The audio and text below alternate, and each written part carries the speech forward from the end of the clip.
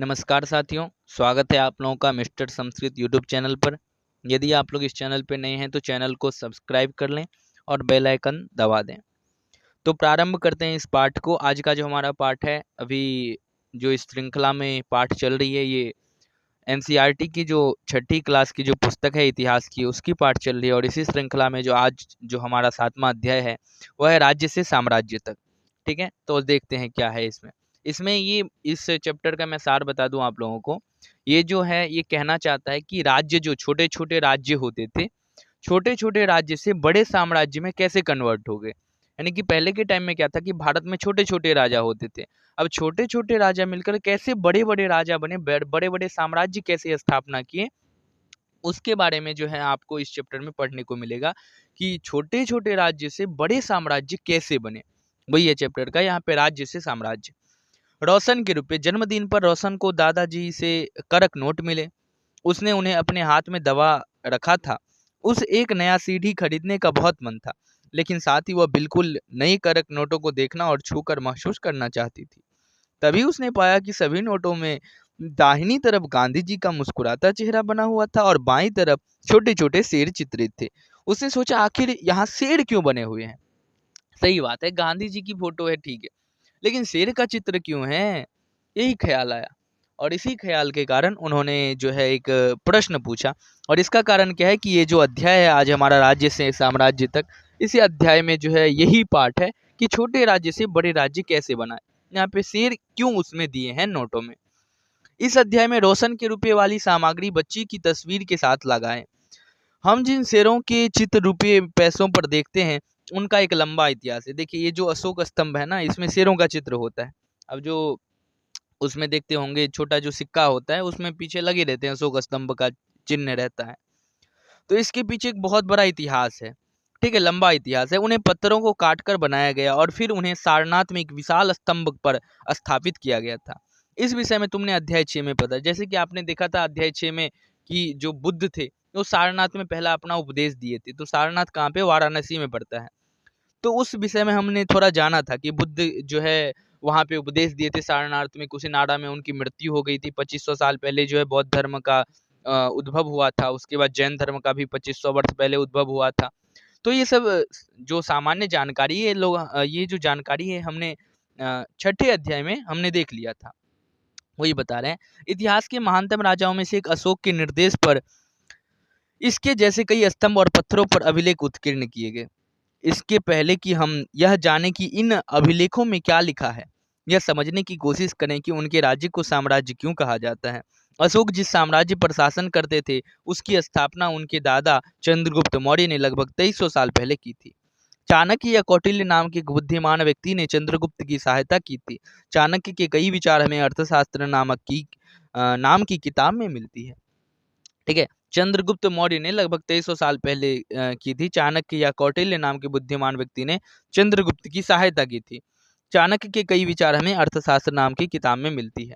ठीक है, अब कौटिल्य का जो अर्थशास्त्र है उसमें चाणक्य की जो कुछ विचार हैं, उनकी जो नीति है वो उसमें मिलते हैं अर्थशास्त्र में। ठीक है, साम्राज्य में बहुत से नगर थे। मानचित्र में उन्हें काले बिंदुओं से दिखाया गया है। इनमें साम्राज्य की राजधानी पाटलिपुत्र, उज्जैन और तक्षशिला जैसे नगर प्रमुख थे। तक्षशिला उत्तर पश्चिम और मध्य एशिया। ठीक है, देखिए वंश के बारे में थोड़ा यहाँ पे दिया है, इसको देख लेते हैं।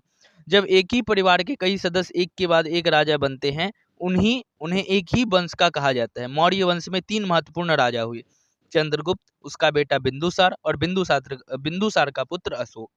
तो सबसे पहले राजा कौन बना था इसमें, जो है चंद्रगुप्त बना था, उसके बाद बिंदुसार बना था और बिंदुसार का फिर जो पुत्र है वो अशोक बना था। ये मौर्य साम्राज्य के 3 राजा हुए थे। अब यहाँ पे देखिए, यहाँ पे क्या प्रसंग था। उत्तर पश्चिम और मध्य एशिया के लिए आने जाने का मार्ग था। दूसरी तरफ उज्जैन तथा उत्तरी भारत से दक्षिण भारत जाने वाले रास्ते में पड़ता था। शायद नगरों में व्यापारी, सरकारी अधिकारी और शिल्पकार रहा करते थे। साम्राज्य के बहुत बड़े क्षेत्रों में किसान और पशुपालकों के गांव बसे हुए थे। मध्य भारत जैसे इलाकों में ज्यादातर हिस्सा जंगलों से भरा हुआ था। वहां पर लोग फल फूल का संग्रहण और जानवरों का शिकार करके जीविका चलाते थे। साम्राज्य के अलग अलग इलाकों में लोग भिन्न भिन्न भाषाएं बोलते थे। वे लोग शायद अलग अलग प्रकार का भोजन करते थे और यहाँ तक कि अलग अलग किस्म के पोशाक भी पहनते थे। ठीक है, अब देखिए ये जो मध्य इधर है ना, ये उत्तर पश्चिम का जो है, इधर था एक तक्षशिला। इधर इधर से जो लोग आते थे उत्तर पश्चिम की तरफ, तो इधर से आते थे, भारत में प्रवेश करते थे, तो लोगों से कर लिया जाता था। इधर ये जो उज्जैन आपको दिख रहा है बीच में, उज्जैन जो है दक्षिण भारत जाने के रास्ते के बीच में आता था। तो यदि लोग कोई उत्तर पश्चिम से दक्षिण भारत की तरफ जाता है तो यहाँ भी उससे टैक्स लिया जाता है। तो ये जो है बड़े बड़े यहाँ पे स्थान बनाए गए थे, उज्जैन हो गया, तक्षशिला हो गया। ठीक है, और यहाँ पे क्या था, साम्राज्य की एक बात की जाए तो साम्राज्य में बहुत प्रकार के लोग रहते थे और बहुत भिन्न भिन्न भाषाएं बोलती थी। ऐसे नहीं हमारे देश में विभिन्नताओं का देश कहा जाता है, भाषाई विभिन्नता हो, सांस्कृतिक विविधता हो, सभ्यता की विविधता हो, बहुत प्रकार की विविधता हमारे देश में है। तो ये आज से नहीं है, बहुत प्राचीन काल से ही हमारे देश में विविधता चली आ रही है। ठीक है, तो वही यहाँ पे बात कर रहे हैं, भिन्न भिन्न भाषा बोलते थे, भिन्न भिन्न प्रकार के भोजन इत्यादि करते थे, भिन्न भिन्न प्रकार की संस्कृतियां थी। तो राजा उस पे कोई ऐसा नहीं करते थे कि अब यदि हमारे साम्राज्य में हो तो तुम्हें एक ही भाषा बोलना है या एक ही संस्कृति को पालन करना है, ये नहीं था। साम्राज्य में ये ऐसा नियम नहीं था। हाँ ठीक है, आपकी जो अपनी कल्चर है, आपका जो अपना लैंग्वेज है वो बोल सकते हैं आप, ये छूट था। ठीक है, तो ये देखिए यहाँ जो है एक तक्षशिला हो गया, एक इधर उज्जैन हो गया और एक यहाँ पे पाटलिपुत्रा हो गया। ये तीन आपको दिख रहा होगा, पाटलिपुत्रा इधर बिहार में है, इधर उज्जैन हो गया आपका, उज्जैन हो गया यहाँ पे महाराष्ट्र में, और इधर हो गया आपका तक्षशिला जो कि अभी वर्तमान पाकिस्तान में पड़ता है। ठीक है, ये सब प्रमुख नगर था। राज्य साम्राज्य से कैसे भिन्न है, अब देखिए राज्य जो है साम्राज्य से कैसे भिन्न, इन दोनों में अंतर क्या है। क्योंकि साम्राज्य राज्यों से बड़े होते हैं, सही बात है, साम्राज्य जो होता है वो राज्य से बड़े होते हैं और उनकी रक्षा के लिए बड़ी बड़ी सेनाओं की जरूरत होती है, इसलिए सम्राटों को राजाओं की तुलना में ज्यादा संसाधनों की जरूरत होती है। ठीक है, सम्राट जो होते हैं, साम्राज्य का जो राजा होता था उसे सम्राट कहे जाते हैं। तो सम्राटों को राजाओं की तुलना में ज्यादा संसाधनों की जरूरत होती है। क्यों होती है, क्योंकि उसका जो साम्राज्य है वो बहुत बड़ा होता है और बड़ा होने के कारण संसाधन की जो है अधिकतम मात्रा में आवश्यकता होती है। ठीक है, इसी कारण उन्हें बड़ी संख्या में कर इकट्ठा करने वाले अधिकारियों की जरूरत होती थी, और साम्राज्य बड़ा है तो कर इकट्ठा करने के लिए एक दो अधिकारी से तो काम चलेगा नहीं, तो बहुत सारे अधिकारियों का भी वहां पे जरूरत होता था। अब देखिए साम्राज्य का जो प्रशासन विभाग कैसा होता था, यानी कि वहाँ पे शासन व्यवस्था क्या होती थी, प्रशासनिक वहाँ पे विभाग कैसा होता था, वही बता रहे हैं। साम्राज्य का प्रशासन, क्योंकि मौर्य साम्राज्य बहुत बड़ा था इसलिए अलग अलग हिस्सों पर अलग अलग ढंग से शासन किया जाता था। पाटलिपुत्र और उसके आसपास के इलाकों पर सम्राट का सीधा नियंत्रण रहता था। इसका मतलब यह हुआ कि इस इलाके के गांवों और शहरों के किसानों, पशुपालकों, शिल्पकारों और व्यापारियों से कर इकट्ठा करने के लिए राजा अधिकारियों की नियुक्ति करता था।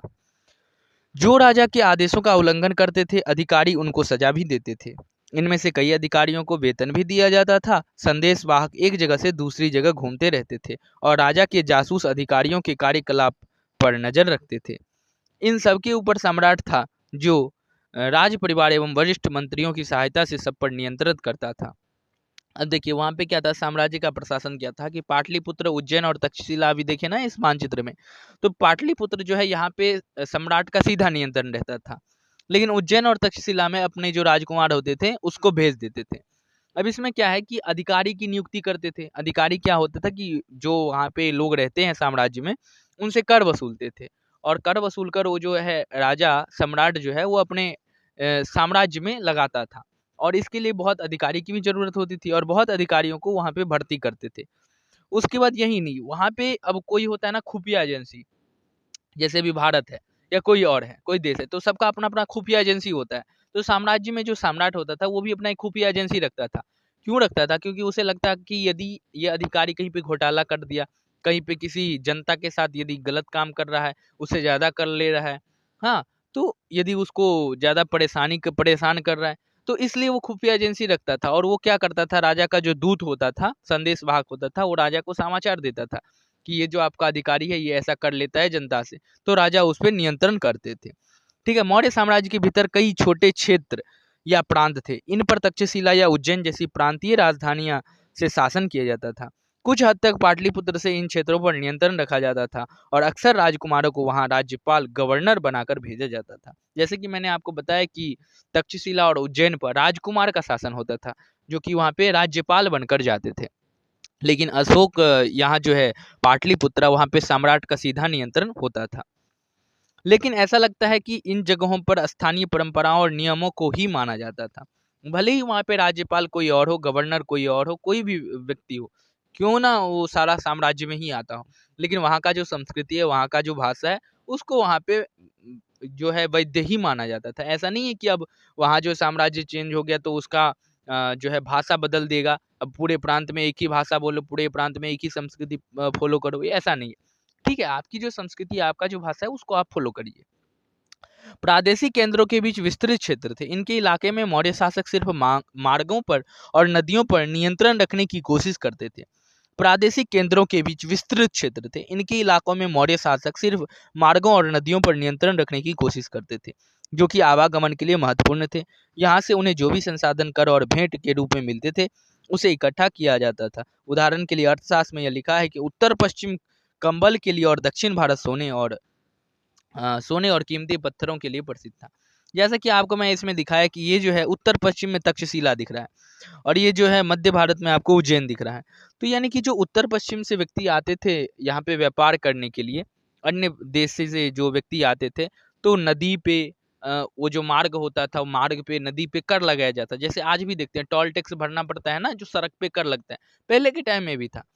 तो जो उधर से लोग आते थे, दक्षिण भारत कर असूलते थे, तो जो उत्तर पश्चिम से आते थे उसे कंबल पे कर लगाना पड़ता था। ठीक है, उत्तर पश्चिम कंबल के, यानी कि उत्तर पश्चिम से जो व्यक्ति आएगा उसे कंबल देना पड़ता होगा।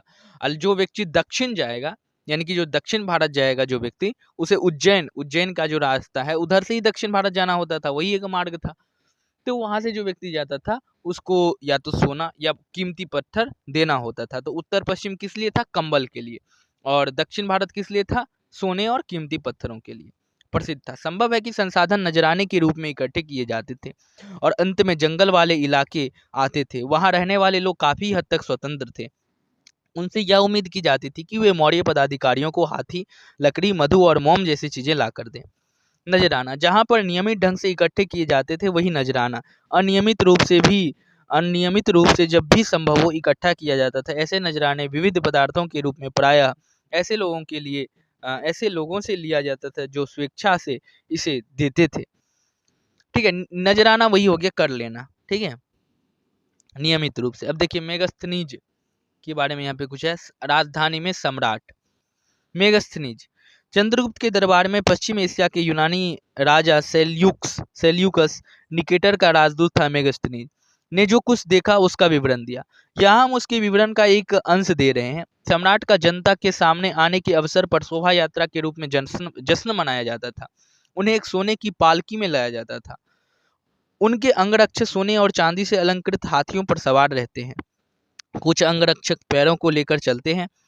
इन पैरों पर प्रशिक्षित तोतों का एक झुंड रहता है, जो सम्राट के सिर के चारों तरफ चक्कर लगाता रहता है। राजा सामान्यतः हथियारबंद महिलाओं से घिरे होते हैं। वे हमेशा इस बात से डरे रहते हैं कि कहीं कोई उनकी हत्या करने की कोशिश न करे। उनके खाना खाने के लिए पहले खास नौकर उस खाने को चखते हैं।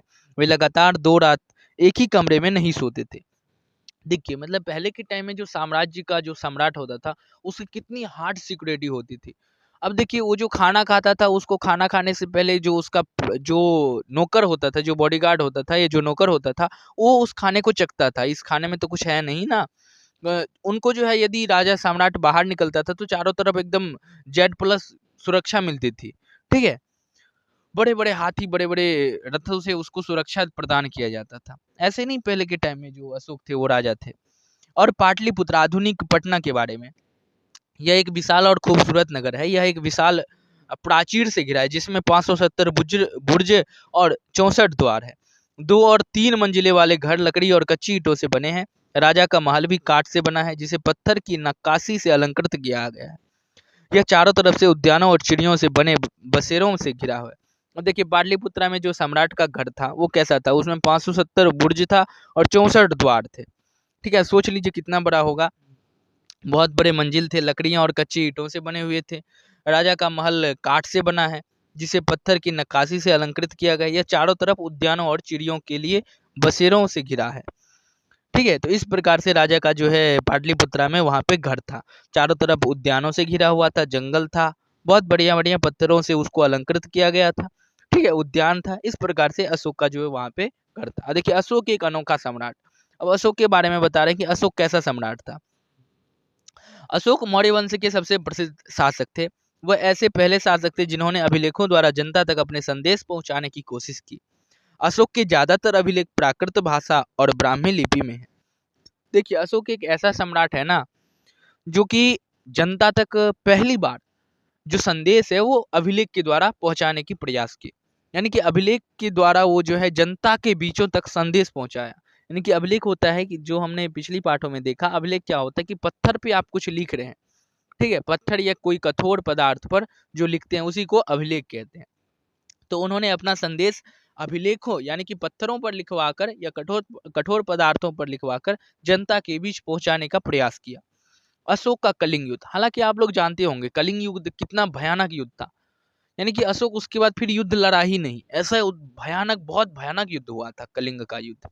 वही यहाँ पे कुछ घटना बता रहे हैं। कलिंग तटवर्ती उड़ीसा का प्राचीन नाम है। उड़ीसा का जो प्राचीन नाम है वो कलिंग के नाम से जाना जाता है। अशोक ने कलिंग को जीतने के लिए एक युद्ध लड़ा, लेकिन युद्ध जनित हिंसा और खून खराबा देखकर उन्हें युद्ध से वितृष्णा हो गई। उन्होंने निर्णय लिया कि वे भविष्य में कभी युद्ध नहीं लड़ेंगे, ना करेंगे। मतलब इतना भयानक युद्ध हुआ, इतना भयानक युद्ध हुआ कि अशोक इतना बड़ा सम्राट था, वो निश्चय कर लिया, प्रण ले लिया कि आज के बाद हम युद्ध ही नहीं लड़ेंगे, चाहे वो छोटी युद्ध हो या बड़ी युद्ध हो। इतना इस युद्ध में हिंसा हुआ, इतने लोग मारे गए, इतने लोग बंदी बनाए गए, मत पूछिए कलिंग का युद्ध कितना भयानक था। देखिए, उसी के बारे में थोड़ा वर्णित है यहाँ पे। कलिंग युद्ध का वर्णन करता हुआ अशोक का अभिलेख। देखिए, एक अभिलेख में मिला है कि कलिंग का युद्ध कैसा हुआ था। अपने एक अभिलेख में अशोक ने यह बात कही है, राजा बनने के 8 साल बाद मैंने कलिंग विजय की। लगभग 1.5 लाख लोग बंदी बनाए गए, 1 लाख से भी ज्यादा लोग मारे गए। उससे मुझे अपार दुख हुआ। क्यों? जब किसी स्वतंत्र देश को जीता जाता है तो लाखों लोग मारे जाते हैं और बहुत सारे बंदी बनाए जाते हैं। इसमें ब्राह्मण और श्रमण भी मारे गए। जो लोग अपने सगे संबंधियों और मित्रों को बहुत प्यार करते हैं तथा दासों और मृतकों के प्रति दयावान होते हैं, वे भी युद्ध में या तो मारे जाते हैं या अपने प्रियजनों को खो देते हैं। इसलिए मुझे पश्चाताप हो रहा है। अब मैंने धर्म पालन करने एवं दूसरों को उसकी शिक्षा देने का निश्चय किया है। मैं मानता हूँ कि धर्म के माध्यम से लोगों का दिल जीतना बलपूर्वक विजय पाने से ज्यादा अच्छा है। मैं यह अभिलेख भविष्य के लिए एक संदेश के रूप में इसलिए उत्कीर्ण कर रहा हूँ कि मेरे बाद मेरे बेटे और पोते भी युद्ध ना करें। देखिए, अशोक जब युद्ध किया तो उसने एक अभिलेख में ये दर्ज किया है कि 1.5 लाख से ज्यादा लोगों को उन्होंने बंदी बना लिया था जब कलिंग के साथ युद्ध हुआ था, और 1 लाख से ज्यादा लोगों को उन्होंने मार दिया था। मतलब उससे भी ज्यादा मरा होगा, पता नहीं कितना मरा होगा, लेकिन यहाँ पे जो बताया जा रहा है 1 लाख से ज्यादा लोगों को हिंसा में मार दिया गया था, मौत के घाट उतार दिए गए थे। तो सोचिए कितना भयानक युद्ध हुआ होगा कलिंग के साथ। ठीक है, उसी के बाद राजा जो है अशोक को एक प्रण ले लिया कि हम आज के बाद युद्ध नहीं लड़ेंगे। ठीक है, युद्ध लड़ने से कोई फायदा नहीं है। युद्ध लड़ने से जितना फायदा होता है उससे अच्छा है कि लोगों को दिल जीत कर आप उसका युद्ध लड़िए। दिलों से युद्ध लड़िए, ना कि उसके शरीर से युद्ध लड़िए। ठीक है, तो दिल जीतना है, ना कि उसका शरीर जीतना है। तो इस प्रकार से उन्होंने धर्म का पालन किया और बौद्ध धर्म को अपनाया और लोगों को शिक्षा दिया। ये बहुत बढ़िया काम किया अशोक उसके बाद। अब देखिए, अशोक का धर्म क्या था। अशोक का जो धर्म है, जिसे हम धर्म बोलते हैं ना, उसी की प्राकृत में धर्म कहा जाता है। ठीक है, अशोक के धर्म में किसी देवता की पूजा अथवा किसी कर्म कांड की आवश्यकता नहीं थी। उन्हें लगता था कि जैसे पिता अपने बच्चों को अच्छे व्यवहार की शिक्षा देते हैं, वैसे ही यह उनका कर्तव्य था कि अपनी प्रजा को निर्देश दे। वे बुद्ध के उपदेशों से भी प्रेरित हुए थे। ऐसी कई समस्याएं थी जिनके लिए उन्हें उनमें संवेदना थी। उनके साम्राज्य में अलग अलग धर्मों को मानने वाले लोग थे और इससे कई बार टकराव पैदा हो जाता था। जानवरों की बलि चढ़ाई जाती थी। ठीक है, दासों और नौकरों के साथ क्रूर व्यवहार किया जाता था। इनके अलावा परिवार में व पड़ोसियों के बीच भी झगड़े होते रहते थे। अशोक ने यह महसूस किया कि इन समस्याओं का निदान उनका कर्तव्य है। इसलिए उन्होंने धम्म महामात नाम के अधिकारियों की नियुक्ति की, जो जगह जगह जाकर धम्म की शिक्षा देते थे। अब जब अशोक यहाँ पे सोचा कि युद्ध से अब कुछ फायदा नहीं है, तो उन्होंने बौद्ध धर्म को अपनाया और महायान जो महामात होते थे, धर्म को बताने वाले, जिसे हम धर्म गुरु बोलते हैं, उसे महामात कहा जाता है, उनका जो है इन्होंने नियुक्ति किया, अधिकारियों की नियुक्ति की, और बहुत प्रदेशों में जाके, अन्य अन्य प्रदेशों में जाके, अन्य अन्य स्थानों पे जाके ये महामात क्या करते थे, धर्म की शिक्षा देते थे। इसके अतिरिक्त अशोक ने अपने संदेश कई स्थानों पर शिलाओं और स्तंभों पर खुदवा दिया। अधिकारियों को यह निर्देश दिया गया कि वे राजा के संदेश को उन लोगों को पढ़कर सुनाए जो खुद पढ़ नहीं सकते थे। अशोक ने धर्म के विचारों को प्रसारित करने के लिए सीरिया, मिस्र, ग्रीस में दूत भेजे। अपने पुत्र महेंद्र और पुत्री संघमित्रा को इसी कार्य हेतु श्रीलंका भेजा। देखिए, पुत्र और पुत्री को इन्होंने श्रीलंका भेजा धर्म का उपदेश देने के लिए, और जो सीरिया हो गया, मिस्र हो गया, ग्रीस हो गया इत्यादि देशों में जो है इन्होंने दूत को भेजा। ठीक है, उन्होंने सड़कें बनवाई, कुएं खुदवाए और विश्राम गृह बनवाए। इसके अतिरिक्त उन्होंने मनुष्य व जानवरों की चिकित्सा की भी व्यवस्था की थी। देखिए, अशोक का जो धर्म था, इन्होंने बौद्ध धर्म को फॉलो किया था।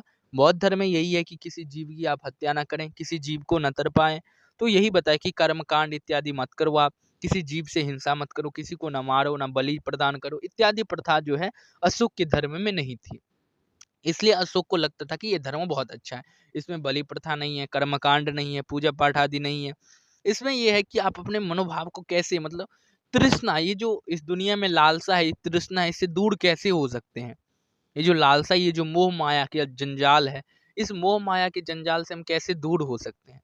ठीक है, बौद्ध धर्म में यही है। तो इसके बारे में उन्होंने दूर दूर तक सीरिया, मिस्र, ग्रीस इत्यादि देशों में दूत को भेजे, और पुत्र एवं पुत्री को जो है श्रीलंका भेजा।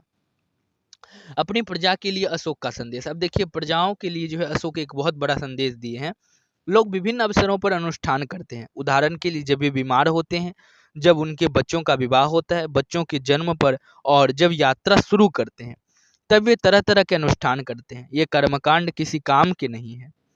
ठीक है, अब बोलते हैं कि जब जन्म लेता है तब पूजा पाठ करते हैं, उसके बाद 10 दिन के बाद करते हैं, फिर 100 साल के बाद करते हैं, फिर जब मरता है तब करते हैं। तो ये बताए कि ये कर्मकांड जो है किसी काम का नहीं है। इसके बदले यदि लोग दूसरी रीतियों को माने तो वह ज्यादा फलदायी होंगी। ये अन्य प्रकार की रीतियां क्या है? ये है अपने दासों और नौकरों के साथ अच्छा व्यवहार करना, बड़ों का आदर करना, सभी जीवों पर दया करना, और ब्राह्मणों तथा श्रमणों को दान देना। अशोक ने बताया कि ये जो आप कर्मकांड करते हो, ये जो पूजा पाठ करते हो, इससे अच्छा है कि आप अपने जो आपके नौकर हैं, जो दास हैं, उनसे आप अच्छा व्यवहार कीजिए, बड़ों का आदर कीजिए, बड़ों का सम्मान कीजिए, सभी जीवों पर दया भावना कीजिए, और ब्राह्मण तथा श्रमणों को दान दीजिए। इससे ज्यादा फायदा होगा। यही धर्म है। धर्म क्या है? धर्म यही है। इन्होंने जो है अपने धर्म की प्रशंसा या दूसरों की धर्म की निंदा करना, दोनों ही बातें गलत है। हर किसी को दूसरे धर्म का आदर करना चाहिए। यदि कोई अपने धर्म की बड़ाई और दूसरों की धर्म की बुराई करता है तो यह वास्तव में अपने धर्म को ज्यादा नुकसान पहुंचा रहा है। इसलिए हर किसी को दूसरे के धर्म की प्रमुख विश्वासों को समझने की कोशिश करते हुए उसका आदर करना चाहिए। ठीक है, यहाँ पे बता रहे हैं अशोक का ये संदेश था कि आप जो है धर्म, यानी कि आपका जो धर्म है, आप एक मनुष्य, और मनुष्य का प्रथम धर्म होता है मनुष्यत्व, ना कि हिंदू, मुस्लिम, सिख, ईसाई। ये धर्म नहीं है हमारा। मनुष्य का प्रथम धर्म होता है मनुष्यत्व, यानी कि आप जो मनुष्य योनि में जन्म प्राप्त किए हैं, तो आपका धर्म क्या है? धर्म यह है कि आप हिंसा ना करें, अहिंसत्व रहें, हिंसा मार्ग में न जाएं, किसी से छल कपट द्वेष ईर्ष्या भावना मन में ना हो। ठीक है, किसी से आप द्वेष कर रहे हैं, ईर्ष्या कर रहे हैं, बेवजह जलन कर रहे हैं, बेवजह किसी कामों में आप उनकी जो है मनोभावना को द्वेष पहुंचा रहे हैं, उनके मन में खेद कर रहे हैं, उनके मन में जो है आपके प्रति जो है द्वेष उत्पन्न हो रहा है। ठीक है, आप किसी व्यक्ति के साथ ऐसा आप क्रिया कर दिए कि वो जो व्यक्ति है आपके प्रति जो है अपने मन में अलग अलग विचार पैदा कर रहे हैं, तो ऐसा आप ना करें, किसी जीव को कष्ट ना दे। यही उनका धर्म था। ठीक है, पूजा पाठ कर्मकांड ये सब ठीक है, लेकिन इसमें ये उतना नहीं बताया कि कर्मकांड ना करो, बताया कि कर्मकांड मत कीजिए। आप जो है अपने से, जो आपके दास जो है, आपके जो नौकर हैं, उनका कम से कम रिस्पेक्ट दीजिए। जो बड़े हैं, जो आपसे बड़े हैं, बड़े बुजुर्गों का आप आदर कीजिए, सम्मान कीजिए। यही अपने धर्म में बताए हैं, लोगों को जो संदेश दिए हैं, यही ये संदेश दिए हैं। और जीव जो होते हैं, आप जो बलि प्रदान करते हैं लोगों को, बड़े ये जो जीव होते हैं ना, कोई भी जीव हो, आप उस जीव का जो है गर्दन काट देते हैं, सोचिए उसको कितना दर्द होता होगा, कितना तकलीफ होती होगी। ठीक है, तो ये सामान्य बात उन्होंने नहीं बताया, बहुत बढ़िया बात बताई कि धर्म, ये हिंदू, मुस्लिम, सिख, ईसाई ये सब धर्म नहीं है। धर्म का मतलब होता है, धर्म का शाब्दिक अर्थ यही है कि आप जो है अहिंसत्व बने। अहिंसत्व यही है धर्म। हिंसा करना ये धर्म नहीं है, किसी जीव की बलि दे देना ये धर्म नहीं है। ठीक है, तो इस प्रकार से इन्होंने जो है अपनी धर्म के बारे में लोगों को संदेश दिया है। ब्राह्मी लिपि, आधुनिक भारत की ज़्यादातर लिपियां पिछले सैकड़ों वर्षों से ब्राह्मी लिपि से उत्पन्न हुई है। यहाँ आप अ अक्षर को अलग अलग भाषाओं की लिपियों में देख सकते हैं। देखिए अ जो है, अ को कितनी लिपि, देखिए आरंभिक ब्राह्मी लिपि में अ कैसे लिखा जाता है, त्र की तरह अ लिखा जाता है। देवनागरी में अ देखिए, बांग्ला में अ देखिए, मलयालम में अ देखिए और तमिल में अ देखिए। तो भिन्न भिन्न लिपियों में जो है वर्णों को लिखने का ये जो है यहाँ पे परंपरा रही है। अब ये जो चैप्टर है आपका समाप्त हो गया। आज का जो पाठ है, हमारा जो पाठ था राज्य से साम्राज्य का जो पाठ था, ये मेरे ख्याल से ये पाठ आज समाप्त हो गया है। मुझे नहीं लगता है कि इस पाठ में कोई समस्या होगी।